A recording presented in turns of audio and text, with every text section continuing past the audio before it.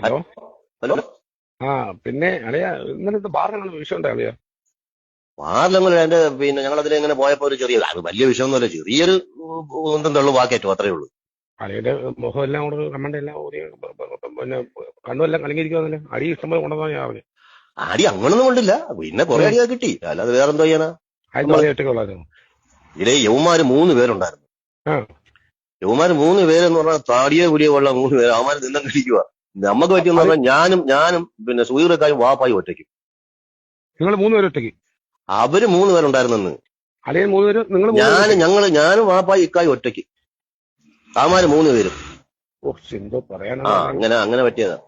ആണല്ലേ? അങ്ങനെ പറ്റിയതാ, കേസ് കൊടുത്തിട്ടുണ്ട്. അമാരകത്താവും.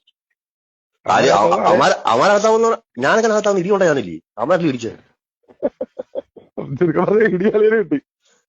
ഞങ്ങൾ 3 പേരും ഒറ്റയ്ക്കല്ലോ. അവന്മാര് തടിയെ കൂടിയ ഓളം അവന്മാര് എന്തോ ചെയ്യാൻ, അവന്മാര് നമുക്ക് പിടിച്ചിരിക്കാൻ പറ്റിയില്ല. മാത്രമല്ല ഇത് സംഭവിച്ചത് അറിയോ? ഉം. എന്റെ മൂക്കാൻ വേണ്ടിട്ട് ഇടി കൊണ്ടപ്പോഴത്തേക്ക് ഇക്ക കയറി ഓടി. ഓ ആരാ നമ്മുടെ സുധീർക്കായി? സുഹീർ കയറി ഓടി. വാപ്പ അന്തം വിട്ട് നോക്കി വയ്ക്കുവോ. ആ സക്കത്തിന് അവന്മാരെ കീറി തന്നെ. ഓ പോട്ട് നമ്മൾ കേസും കൊടുത്തു. ഞാനോട് ഇല്ലാന്ന് ഭാഗ്യമായി, അല്ലെങ്കിൽ അടി എനിക്കും കൊണ്ടല്ലോ.